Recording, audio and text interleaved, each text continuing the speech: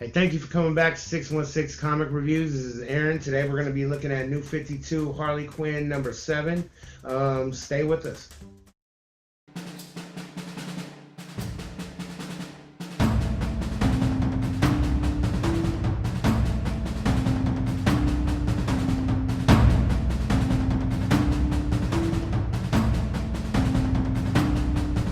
Welcome back to 616 Comic Reviews. This is Aaron here. We're reviewing the New 52 Harley Quinn number 7.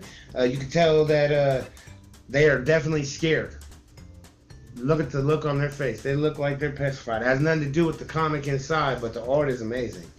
So they start out. So Harley and Ivy are on the beach, talking over, enjoying the sun, enjoying life. Harley is sitting there taking a sip and drink. Poison Ivy is telling her what she's found out about who's hired the assassin, and come to find out, dun dun dun dun, Harley Quinn herself is the one who hired the assassin. Somehow from her computer, the assassin or the hit on her life has been put out. So this whole issue pretty much is all about Harley Quinn and Poison Ivy trying to figure out exactly what is happening to them. They end up spending part of the day at the beach, kind of joking, making jokes and references about each other and their relationships, especially kind of like to men and how they, I kind of like how Poison Ivy basically has a big crush on Harley Quinn, but isn't quite ready to approach it. Anyways, it comes to this great panel right here where they get back from the beach and they're sitting in bed, and she's Ivy's sitting on a computer. Harley Quinn is sitting here eating noodles, and they're looking up, trying to figure out exactly who used her computer to hire the hit. They're not sure exactly who it was. They still don't. Harley doesn't remember it. Doesn't think it was her. So they're sitting there looking over. She's asking her questions. It's a really great panel. I honestly think that the panel is really well drawn out. It's kind of sexy myself. I like that panel a lot. Anyways, so they spend the time. Most of the comic is just kind of jokes. It's building up Harley Quinn's character and Poison Ivy's character and kind of the dynamic that you see them together, almost like they're testing the waters. Also, it's always good for comic sales when you got the two of them together.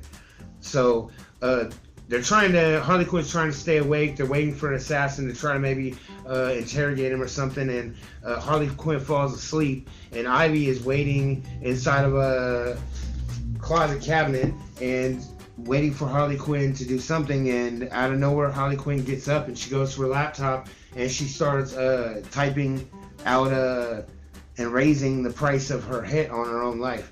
So it's confirmed that Harley Quinn herself is the one who has been hiring the hit for her. But right after that, an assassin comes in, tries to kill Harley Quinn and Ivy. Harley Quinn's still asleep. She's kind of just not much help at this point. Poison Ivy is taking care of them all.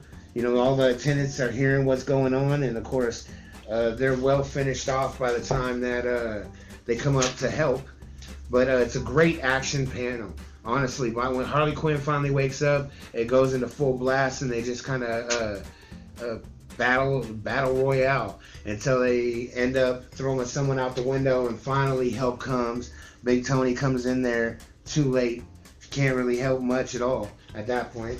That's pretty much it until this obscure panel where there's just kind of a different. It doesn't seem like it's a flashback. It doesn't seem like it's flash forward, but all of a sudden the art just changes for one panel. It's really good. I ain't gonna lie, it's really good art. I don't even know it doesn't. I bet it's Chad Hardin himself. I'm not sure, but it's really good. But then it just flips right back to it, and so they decide that they're gonna go to where all of the assassins are to just take them all out, basically where they sleep. And so they go to this big bar with all the assassins. Ivy wraps them all up. They don't really tell you exactly what happens to them all, but I guess you kind of got to come up to the assumption that they all die. So they take out all the assassins at once. Now that they figured out who was doing it and they've removed it.